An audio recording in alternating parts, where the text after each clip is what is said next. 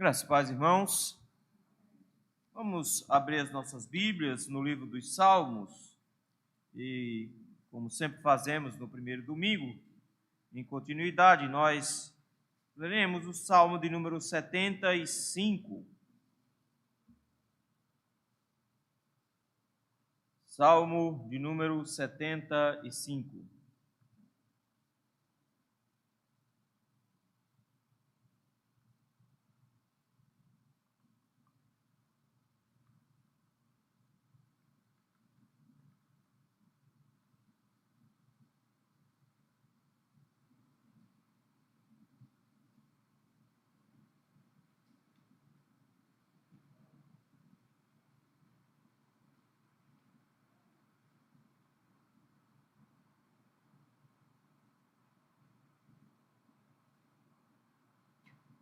Diz assim a palavra do Senhor: ao mestre de canto, segundo a melodia, não destruas. Salmo de Asaf, cântico. Graças te rendemos, ó Deus, graças te rendemos, invocamos o teu nome e declaramos as tuas maravilhas, pois disseste: hei de aproveitar o tempo determinado, hei de julgar retamente.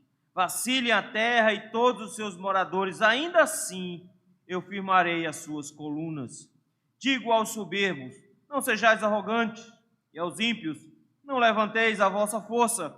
Não levanteis altivamente a vossa força, nem faleis com insolência contra a rocha, porque não é do Oriente, não é do Ocidente, nem do deserto que vem o auxílio. Deus é o juiz, a um abate, a outro exalta. Porque na mão do Senhor há um cálice, cujo vinho espuma, cheio de mistura. Dele dá a beber, solvem-no até as escórias todos os ímpios da terra. Quanto a mim, exultarei para sempre, salmodiarei louvores ao Deus de Jacó, abaterei as forças dos ímpios, mas a força dos justos será exaltada. Vamos orar?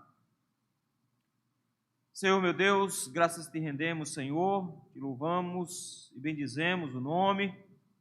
Somos gratos ao Senhor hoje à noite, pelo privilégio que o Senhor nos concede, de juntamente com o teu povo podemos buscar a tua presença em adoração, saber que o Senhor está atento àquilo que acontece nesse momento aqui e pela ação do teu Espírito Santo recebe os nossos louvores e orações. Mas nesse momento, Senhor, o teu povo se cala diante do Senhor. Nós precisamos ouvir a sua voz, Senhor. Sem a tua orientação, meu Deus, nós estaremos completamente perdidos em meio aos nossos pecados e à imundícia do mundo. Por isso, meu Pai, humildemente nós te suplicamos, fala conosco hoje à noite, Senhor. Nos aclara a mente para que possamos entender a tua palavra. Modifica o nosso coração de forma que ele esteja apropriado para receber essa sua palavra. Conduz, ó Senhor, a nossa vontade de forma que ela esteja apta a praticar a tua vontade. E assim, Senhor, sejamos abençoados na nossa vida. Dá-nos graça, Senhor. É isso que nós te rogamos no nome de Jesus. Amém. André Luiz de Almeida Mendonça, nome natural de Santos, nasceu em 27 de dezembro de 1972. É advogado, pastor presbiteriano lá em Brasília. Essa semana ele passou por uma prova, ele passou por um teste no Senado, pela CCJ e depois pelo próprio Senado, para ser escolhido como ministro do Supremo Tribunal Federal. Ele já foi advogado da União no ano de 2000, foi advogado-geral da União de 2019 a 2020, foi ministro da Justiça e da Segurança Pública 2020 e 2021. Agora, na semana que vem, ele será empossado como ministro do Supremo Tribunal Federal do nosso país. E, de novo, toda vez que surge alguma figura como essa, nós somos levados a glorificar ao Senhor, porque de alguma forma o Senhor nos abençoa com isso. Mas parece que se renova as esperanças em pessoas. De alguma maneira parece que a gente começa a olhar e dizer assim, finalmente, vamos ter alguma representatividade, então as coisas vão mudar. Ele, meus irmãos, será ministro do STF por 26 anos. ele vai ser ministro até o ano de 2047, se o Senhor assim o permitir. Mas não está nele a nossa esperança de ter justiça em nosso país. Não está nos juízes humanos a nossa esperança de ver a ausência da injustiça. Pelo contrário, está somente no Senhor a possibilidade do juízo final. Está somente na mão do Senhor a possibilidade de nos atermos à verdade de que um dia o mundo será bom, mas não pela mão dos homens. De forma, meus irmãos, que nós não podemos colocar a nossa esperança em nenhum outro, a não ser no juiz supremo, Senhor Jesus.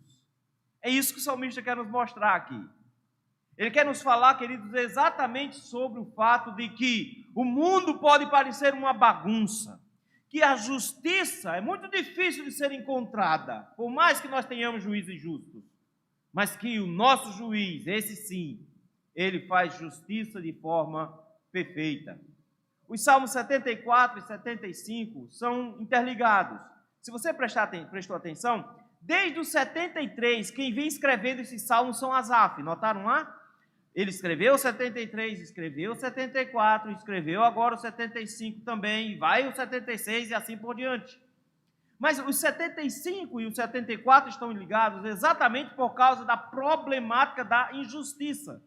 Se você prestar atenção, os últimos versículos do 74 estavam justamente pedindo por isso. No 23 ele diz assim: não te esqueças da gritaria dos teus inimigos, do sempre crescente tumulto dos seus adversários. Se você olhar o versículo 22, ele diz: levanta-te, Deus, e pleiteia a tua própria causa. Lembra-te de como o ímpio te afronta todos os dias. Ele clamou por justiça no salmo anterior, porque ele estava em angústia, vendo a impiedade, vendo os homens maus crescendo, e o Senhor, de repente, não tomando a atitude de proteção ao povo de Deus. E em angústia ele clamou ao Senhor. De novo agora ele fala, mas ele não fala mais com o mesmo tom de antes. Agora é um tom alegre, é um tom feliz. É um tom feliz porque o pedido que ele fez no Salmo 74 é respondido no Salmo 75, porque o Senhor é o juiz, versículo número 7. Deus é o juiz que abate a um e exalta o outro.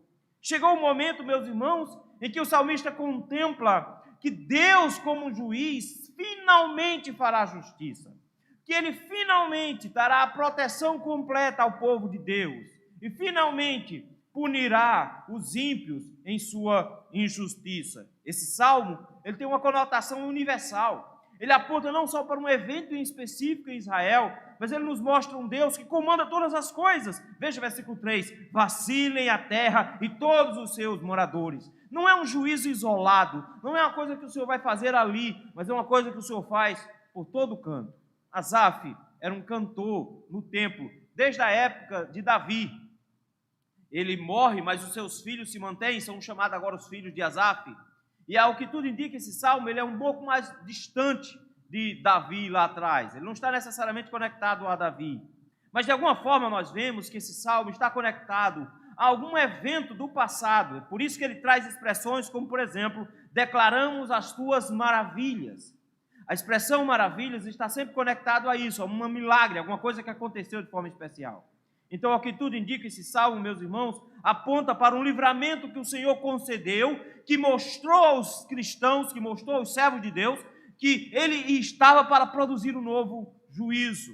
Ele confia na providência de Deus e ele confia na demonstração da justiça de Deus. Então, por causa disso, pela primeira vez, a temática do salmo, a melodia do salmo faz sentido. Porque lá em cima está assim: ao mestre de canto, segundo a melodia, não destruas. Todas as outras vezes que a expressão não destruas apareceu, como o Salmo 57, o Salmo 58, o Salmo 59, em todas elas era uma espécie de clamor para que Israel não fosse destruído. Mas finalmente essa melodia é usada agora, não mais no formato de clamor, mas agora no fato de comemoração, porque os inimigos não destruirão o povo de Deus.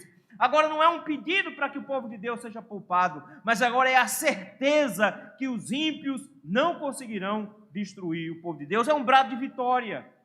Nesse sentido agora, toda a ferocidade do mal, toda a sagacidade dos ímpios não servirão mais para destruir o povo do Senhor. Eles não podem mais fazer isso. O Salmo tem alguns contrastes interessantes. Ele começa no versículo número 1, com toda a nação falando. Mas ele termina lá no final, lá no versículo número 9, falando individualmente. Só ele diz, eu estou falando. O Salmo, ora, é um homem falando, graças te rendemos, ó Deus. Ora, é também Deus falando, lá no versículo número 10, eu vou abater. Então, essas palavras se juntam aqui como declarações particulares, declarações comunitárias, Deus falando, o homem falando, para em todos os sentidos focar tudo aí no versículo número 7, dizendo que Deus é o nosso juiz. Deus é o juiz supremo. E é isso que eu gostaria de ver com os irmãos hoje aqui. O Deus que é juiz, o juiz supremo. E quando esse juiz fala, meus irmãos, em primeiro lugar, versículos de 1 a 5, ele adverte o mundo da sua justiça. Note que o versículo número 1, ele começa com ações de graças para em seguida explicar por que ele está agradecendo. Ele começa o versículo 1 mostrando que o Senhor está perto do seu povo e por isso ele pode glorificar o nome do Senhor. Ele começa com render-te-ei graças, ó Deus. Graças te rendemos, Senhor. Graças te rendemos, ó Deus. Graças te rendemos e invocamos o teu nome e declaramos as tuas maravilhas. Note, meus irmãos, que ele coloca aqui 3 ações que o povo de Deus deveria tomar. Primeiro, glorificar a Deus, render graças ao Senhor. O render graças ao Senhor é na certeza de que o Senhor fez algo que o povo não merecia, que o Senhor interviu quando o povo teve necessidade. É por isso que ele diz que vai invocar o nome do Senhor. Ele vai dizer, nós vamos adorar ao Senhor. Nós vamos convocar um culto ao Senhor. E nessa adoração ao Senhor, nós vamos proclamar as tuas maravilhas. Quando a Bíblia fala em maravilhas, a gente geralmente conecta com milagres. Mas maravilhas é mais do que milagres. Não é só uma questão de Deus fazer milagres, porque, por exemplo, quando Deus cura alguém, como Jesus fez isso várias vezes, nós podemos dizer, isso aqui é uma maravilha. Mas o povo fica maravilhado, na verdade, não do fato da pessoa ter sido curada, mas da demonstração do poder sendo apresentado. Porque maravilhas está muito mais conectado ao Deus que exerce a justiça. A Bíblia vai usar a expressão maravilhas para a forma como o Senhor operou maravilhas no Egito. E lá ele não fez milagres bons. Quando a Bíblia usa a expressão maravilhas, geralmente está conectado a uma ação de juízo divino, cheio de poder, com demonstração plena de juízo. Quando Deus operou maravilhas lá no Egito, o Senhor trouxe 10 pragas sobre o Egito e matou o faraó. É isso que ele está lembrando aqui. De repente, nesse cântico inicial, nesse momento aqui, ele se lembra de que o que eles estão invocando é o nome do Senhor, é a própria presença dele, é como ele é conhecido, é aquilo que o identifica, é o título máximo do Senhor. O nome é muito mais do que a forma como se chama. O nome era a identificação do caráter, dos atributos. Deus, então, era aquele que estaria presente no meio do povo. Invocar o nome era o Senhor que estaria com o seu povo. Ele diz, nós celebramos porque o Senhor esteve conosco, e nós rendemos graças porque Ele esteve conosco, e Ele operou maravilhas em salvação a nós. Ele destruiu os nossos inimigos. É por isso mesmo que ele vai, versículos 2 e 3, dizer que o Senhor julga retamente. Vejam aí, ele vai dirigir 2 mensagens agora. Uma mensagem para os santos, e depois uma mensagem para os ímpios, versículos 4 e 5. Mas a mensagem para os santos é basicamente o seguinte, versículo 2. Pois disseste, hei de aproveitar o tempo determinado, hei de julgar retamente. Essa mensagem agora, meus irmãos, é para o povo de Deus. Ele olha para o povo de Deus e diz, eu vou aproveitar o tempo determinado. É impressionante essa expressão quando ele usa a determinado, porque, na verdade, esse foi um clamor do salmo anterior.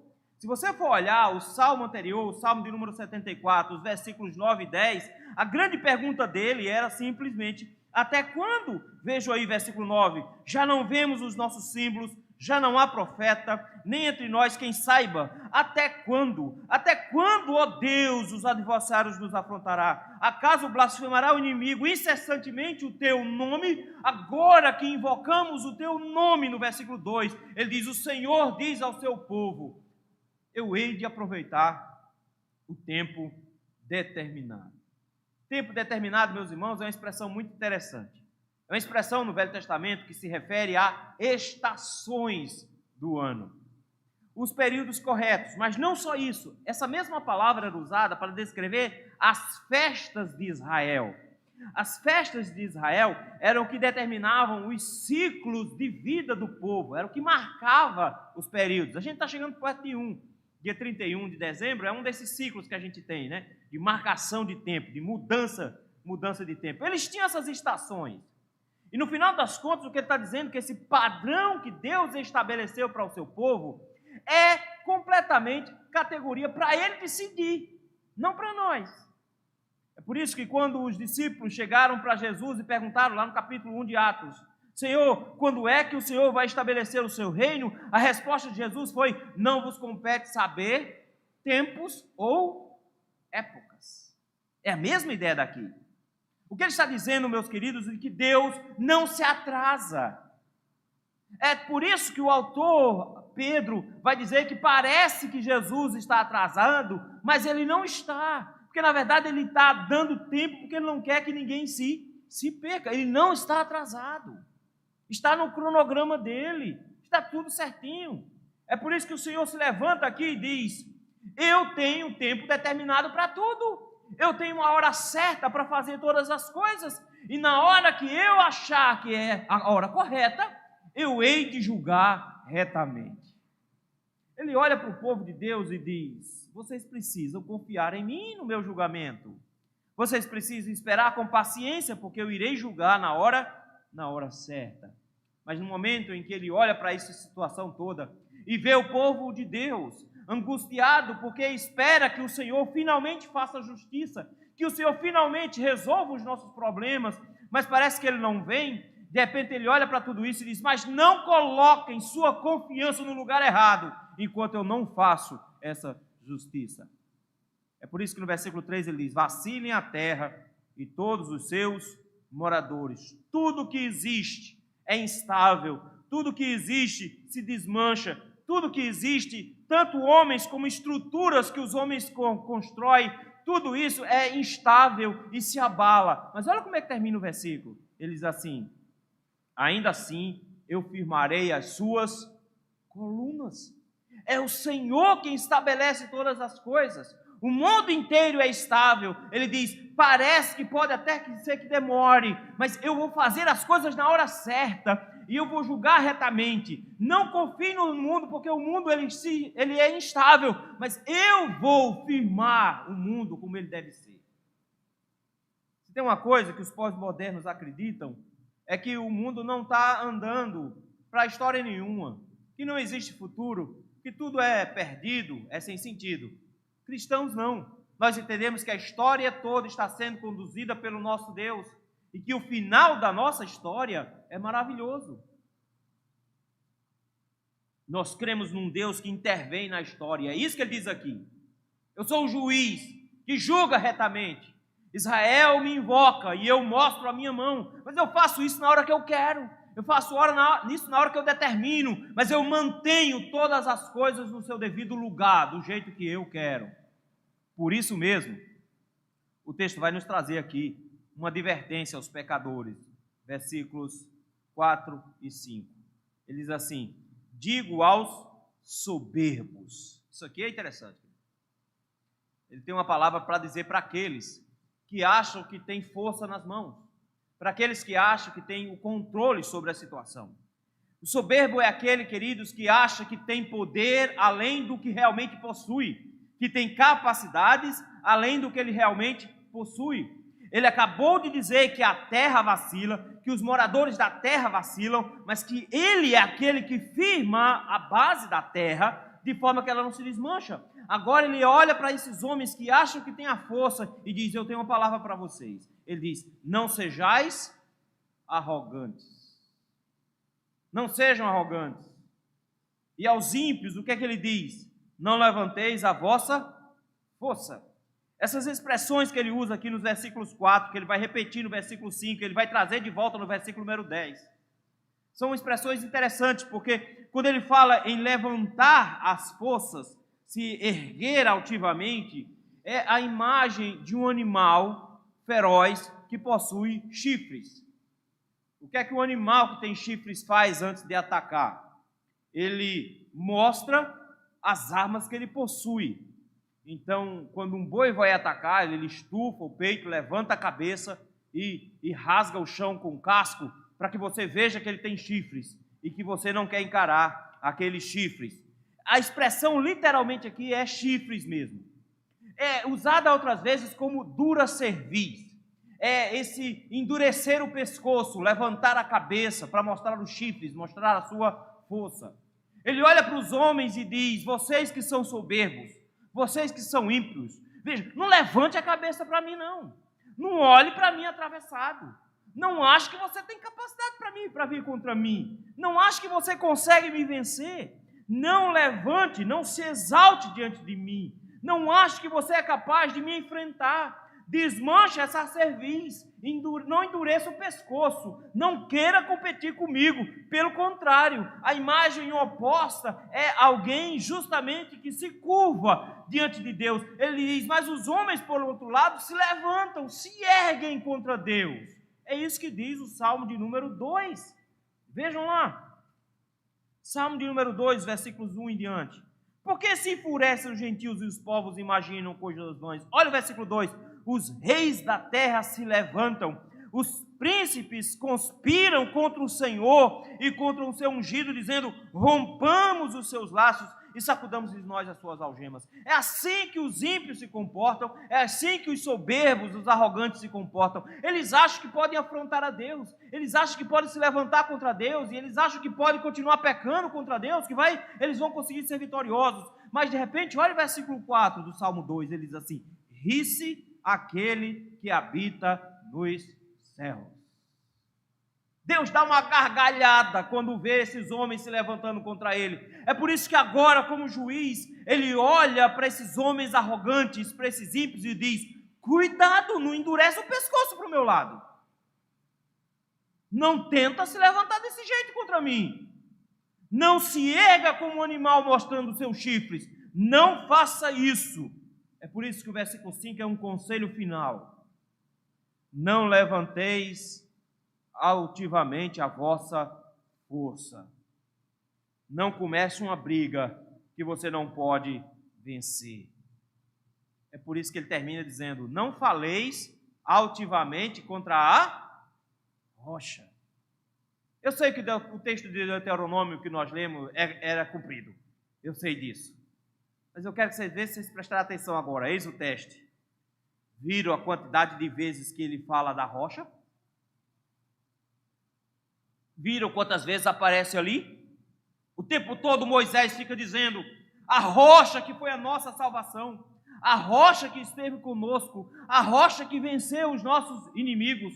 O Senhor é a nossa rocha. Mas Moisés fez uma grande bobagem, porque lá no livro de Números nos diz que Moisés, no capítulo 20, deveria ter falado à rocha, e ao falar à rocha iria dar água para o povo, mas em meio à pressão do povo, a partir do capítulo 7 até o versículo número 12, ele vai lá e bate 2 vezes contra a rocha, e saiu água, e o povo bebeu, mas por conta disso, ele não pôde mais entrar na terra prometida. No Novo Testamento, 1 Coríntios capítulo 10, versículo 4, o apóstolo Paulo nos diz que Cristo é a nossa rocha e que dele flui a água da vida. Jesus, a rocha eterna, a pedra fundamental que os construtores rejeitaram. Ele é aquele que está entronizado, reinando, que virá como juiz supremo. Eis o conselho que ele dá: não levantem a sua voz contra o juiz de Israel, não ergam a sua voz contra o Senhor, não sejam loucos, baixe essa crista, baixe essa bola. Você não está pronto para encarar a Cristo. Ele é o Rei Supremo. Ele chega agora e diz: vocês têm uma advertência. O nosso Rei, o nosso juiz está com o controle em suas mãos. Queridos, esse povo de Deus precisa se lembrar disso o tempo todo. Porque quando o mundo se apresenta diante de nós de forma tão hostil, quando nós vemos leis sendo promulgadas contra o povo de Deus, para ferir o povo de Deus, quando nós vemos nossa liberdade de pregar e de crença sendo vilipendiada, porque nós não podemos mais afirmar o que cremos, porque esse negocinho gravando aí serve como prova, e eles estão usando isso contra nós. Porque quando nós, meus irmãos, nos colocamos diante de juízes que corrompem a lei, distorcem a verdade e produzem injustiça, quando nós nos colocamos sobre isso, nós ficamos oprimidos, nós nos sentimos mal, nós olhamos para o mundo e dizemos: Senhor, o mundo está horrível, está tudo ruim, para que eu quero descer. Senhor, do jeito que está, a coisa só está ficando pior. Senhor, a gente fica angustiado. Ele chega agora e diz: invoquem o nome do Senhor, invoquem a presença do Senhor, rendam graças ao nome do Senhor, declarem as maravilhas do Senhor, porque o nosso Deus disse que tem hora para julgar, Ele tem hora certa para fazer tudo, e quando Ele se levantar para julgar, Ele colocará todas as coisas no seu lugar. Por isso a advertência para os homens que não querem se sujeitar a Cristo é: baixem a bola, porque quando Cristo se erguer para julgar, não vai ter Supremo Tribunal Federal que se compare ao nosso Supremo Juiz. Ele vai julgar a todos, julgará o mundo com justiça e os povos com equidade. O juiz supremo, quando o juiz supremo fala, ele adverte o mundo do seu controle. Quando o juiz supremo fala, ele adverte o mundo da sua justiça. Versículos de 6 a 10. Olha como é que ele começa. Ele começa dizendo logo de cara: não existe salvação fora do Senhor. Ele diz assim: não é do Oriente, não é do Ocidente, nem do deserto que vem o auxílio. Ele poderia usar os 4 pontos cardeais, a gente não sabe aqui porque é que ele não faz isso. Ele está falando do nascente, poente e o deserto. Ele usa 3 pontos aqui. Mas a ideia é que não importa para onde você olhar, no mundo você nunca vai encontrar nenhum tipo de auxílio. Não interessa para que lado você busque esperança nesse mundo. Não importa onde você tem colocado a sua confiança. Em lugar nenhum do nosso mundo existe um lugar que realmente seja digno da nossa confiança. Se você olhar para um lado, ele diz: não é de lá que vem a salvação. Se você olhar para o outro, ele diz: não é de lá que vem a salvação. Se você olhar para lá, não é de lá que vem a sua salvação. Não é de lá que vem a sua salvação. Não é dos cantos que vem o auxílio. Não é desses cantos que vem o auxílio. Pelo contrário, ele chega agora e nos lembra que não é possível fugir do juízo de Cristo. O que o Senhor está mostrando para Israel, meus irmãos, é que quando o Senhor se levanta, ninguém pode fugir do seu juízo. Mas quando Ele quer livrar, ninguém é capaz de impedir o seu livramento. O Senhor é aquele que livrou a Davi da mão do gigante. O Senhor é aquele que livrou a Daniel da cova dos leões. Livrou José do poder no Egito.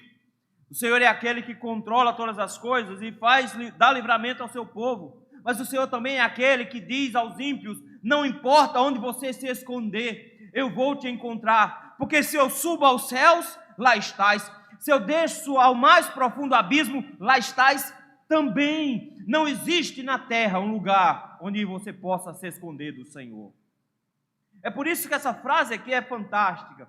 Porque ao mesmo tempo que nós temos em Deus um juiz supremo, Ele é o juiz que nos salva, mas Ele também pode ser o juiz que condena.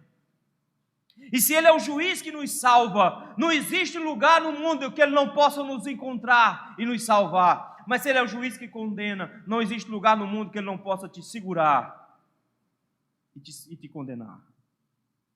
É por isso mesmo que no versículo 7 ele coloca esse contraste. Vejam aí, ele ainda diz assim: não existe salvação do Senhor. Ninguém escapa dele. Deus é o juiz. E o que é que ele faz? A um abate e a outro exalta. O legal é que a palavra exaltar aqui é a palavra lá de cima, de levantar a força. É a mesma ideia. Qual é a diferença? A diferença, meus queridos, é que o texto de repente nos lembra de que a exaltação pertence a Deus e não ao próprio homem.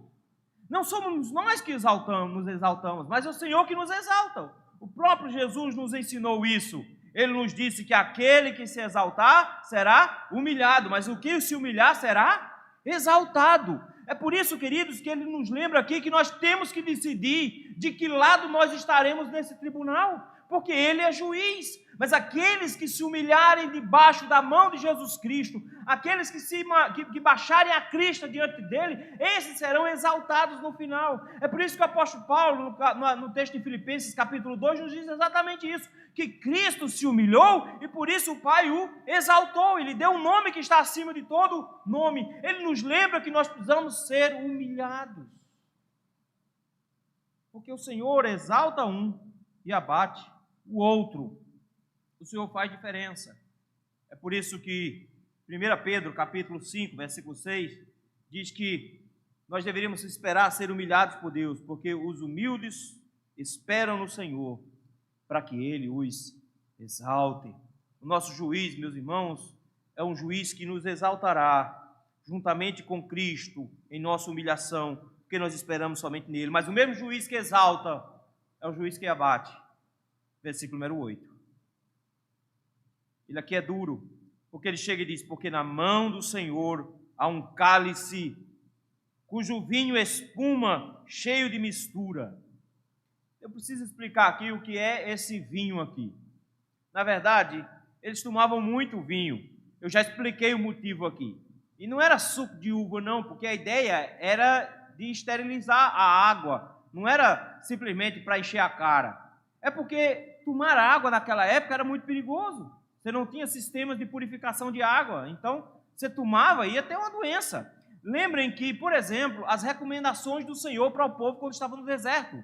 Ele dizia que quando o povo fosse defecar, deveria defecar fora do arraial e enterrar. Por que ele está dizendo isso? Porque o povo morria de cólera. E quando se pegava uma cólera, ninguém conhecia soro para tomar. E as pessoas morriam de cólera mesmo, não tinha jeito.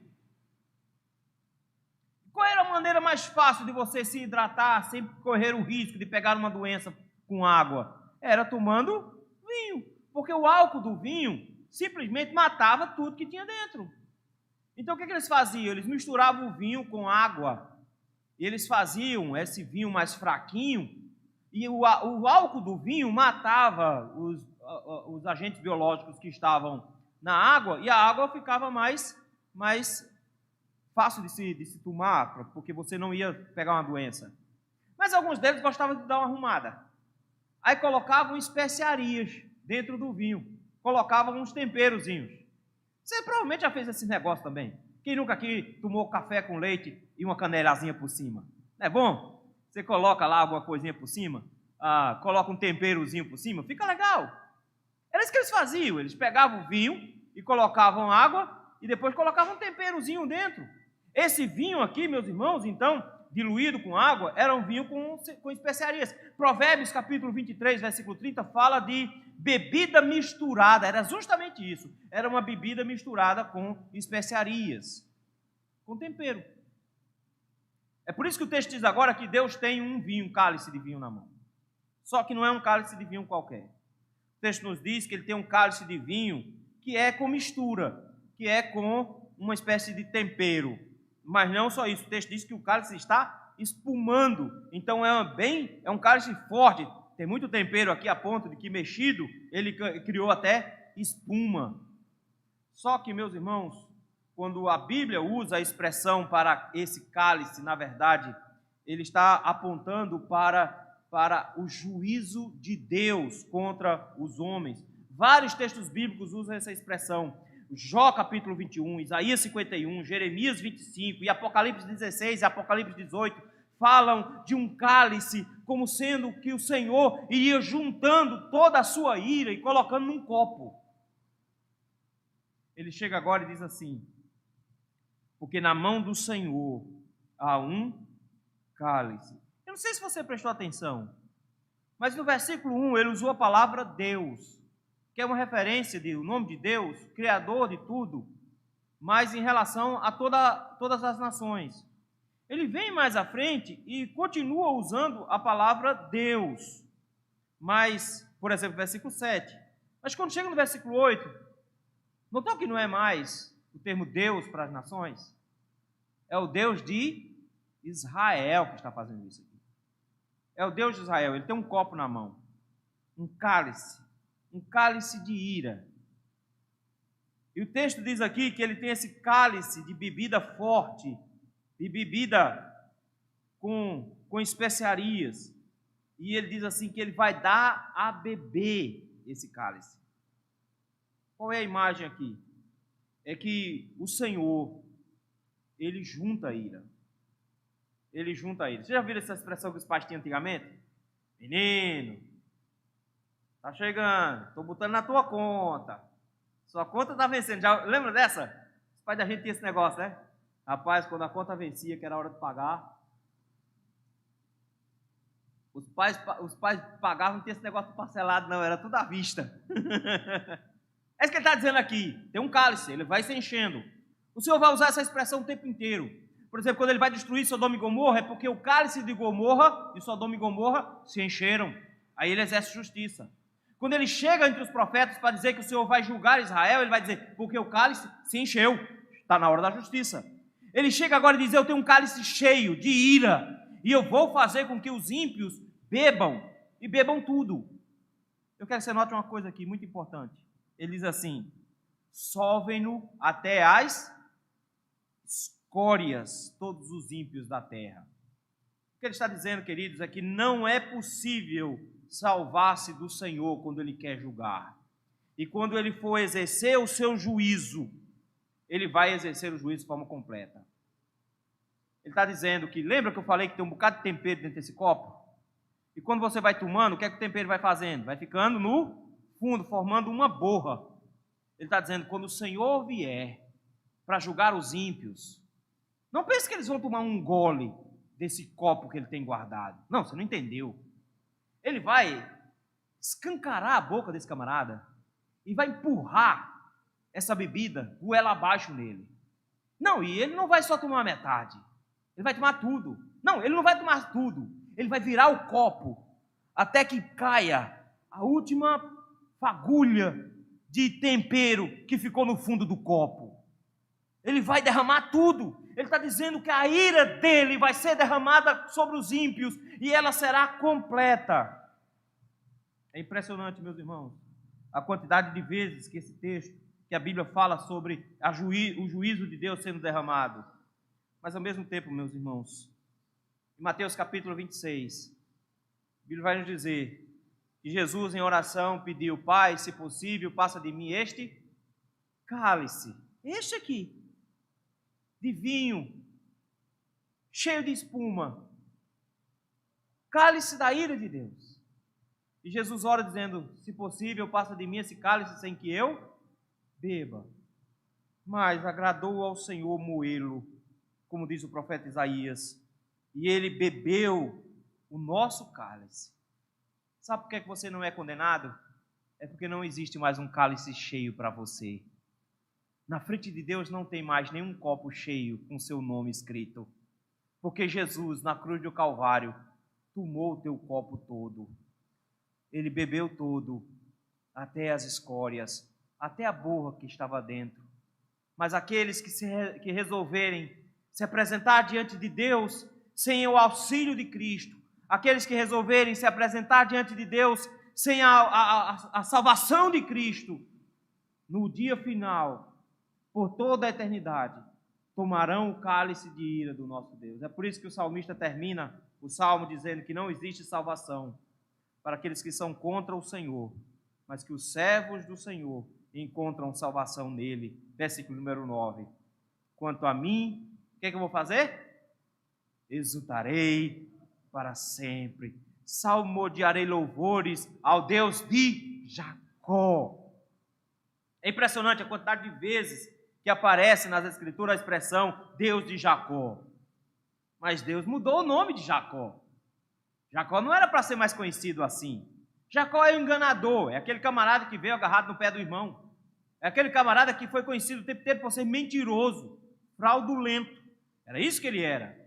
E ele era reconhecido pelos seus pecados, ele era conhecido justamente pelos seus pecados. Mas o Senhor mudou o nome de Jacó e disse que Jacó deveria se chamar Israel, que é o príncipe do Senhor. Era assim que ele deveria ser conhecido. Mas o salmista, quando escolhe a palavra aqui, ele diz: nós estamos louvando o Deus de Jacó, o Deus do enganador, o Deus do pecador que foi alvo da graça, o Deus que teve a compaixão de um pecador e o salvou. É esse Deus que nós louvamos, porque o nosso cálice de ira foi completamente sorvido por Cristo, e nós louvamos o Deus da nossa salvação, Cristo Jesus. É por isso que ele diz assim: o que é que eu vou fazer? Eu vou abater as forças dos ímpios, mas as forças dos justos será exaltada. De novo a mesma expressão que ele disse lá atrás: não levante a cabeça, deixe a cabeça baixa. Ele diz: porque o Senhor vai baixar a crista dos ímpios, mas os justos que estiverem de joelhos, esses ficarão de pé. Sabe uma imagem bonita para o dia final, quando Cristo chegar? É que Paulo diz que no dia que Cristo voltar, todo olho verá. Mas segundo lugar diz que todo joelho se dobrará. E depois que toda língua confessará que Jesus é Senhor. Conhece algum ateu? Aqueles bem chatos, que ficam blasfemando, xingando. Naquele dia, ele vai ficar bem mansinho, de joelho, na frente de Jesus, chamando Jesus de Senhor. Mas no Salmo de número 1, o salmista diz assim: os perversos não prevalecerão no juízo, nem os pecadores na congregação dos justos. A ideia dele aqui de não prevalecer no juízo, eles não ficarão de pé no dia do juízo, porque eles estarão de joelhos dobrados na presença de Jesus, curvados, reconhecendo o senhorio absoluto de Cristo. Mas vai ter um grupo que vai ser convidado a ficar em pé. Vai ter um grupo que estará em pé ao lado do Cordeiro naquele dia. É por isso que o salmista diz: nesse dia, aqueles que viveram a vida de joelho diante do Rei, do Juiz Supremo, ficarão de pé. Aqueles que viveram a vida inteira com peito estufado diante do Rei Supremo, ficarão de joelhos para sempre. Para sempre. Queridos, o Senhor nos coloca diante de uma encruzilhada aqui. Notaram isso? Porque Ele simplesmente olha para nós e diz: eu sou o Juiz Supremo. Eu sou o juiz de toda a terra. Eu julgo retamente. E eu exalto um e abato o outro. De forma que ele faz ameaças, dizendo para os ímpios: baixe essa crista, se renda na minha presença. Que quando você se render, eu erguerei a minha mão e te salvarei. É por isso que a recomendação que ele faz no Salmo de número 2, ele diz assim: agora, pois, ó reis, sede prudentes, deixai-vos advertir, juízes da terra, servi ao Senhor com temor e alegrai-vos nele com temor, beijai o Filho, Jesus, para que ele não se irrite e não pereçais no caminho. Ele está dizendo: não basta você achar que está com Cristo, você precisa se humilhar na frente dele, porque ele não é só o seu Salvador, ele é o seu Senhor. Ele nos coloca, queridos, a necessidade de baixarmos nossa crista, de não erguermos nossa cabeça contra o Senhor e nos humilharmos na frente dele, porque o nosso Rei, o nosso Jesus, ele é o juiz supremo, e ele nos lembra que ele tem tudo sob controle, e que mais cedo ou mais tarde os céus serão rasgados, e ele vai se apresentar como juiz final de todos nós, e vai fazer muita diferença a postura que você tem diante dele hoje de noite. Hoje de noite vai fazer muita diferença de qual é a sua postura diante desse juiz.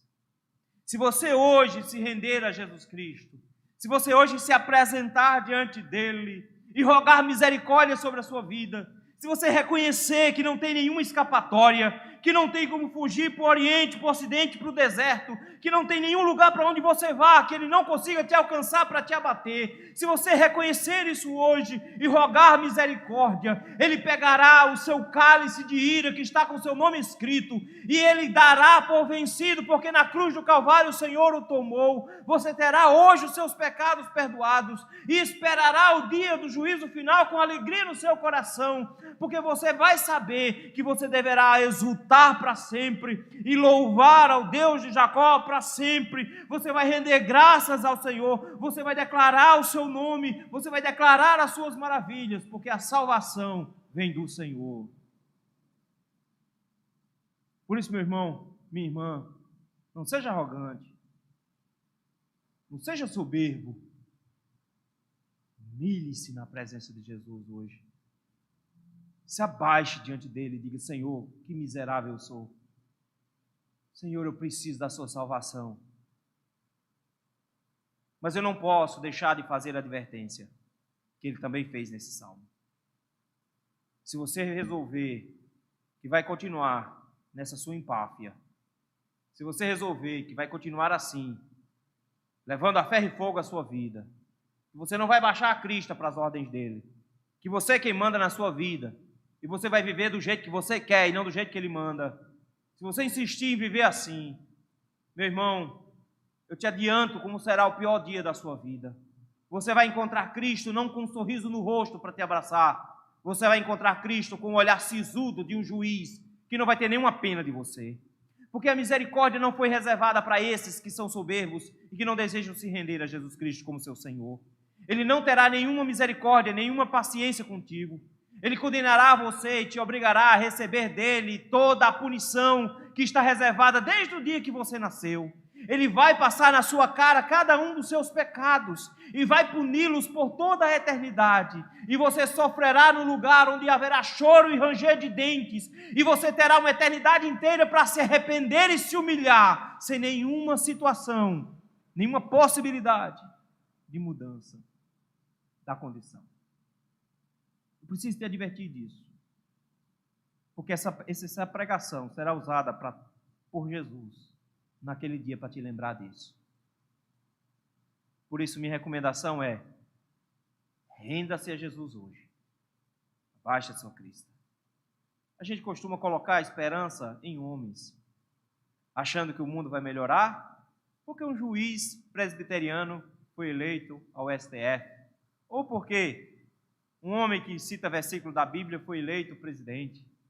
A gente costuma colocar esperanças em homens, achando que a justiça virá da terra.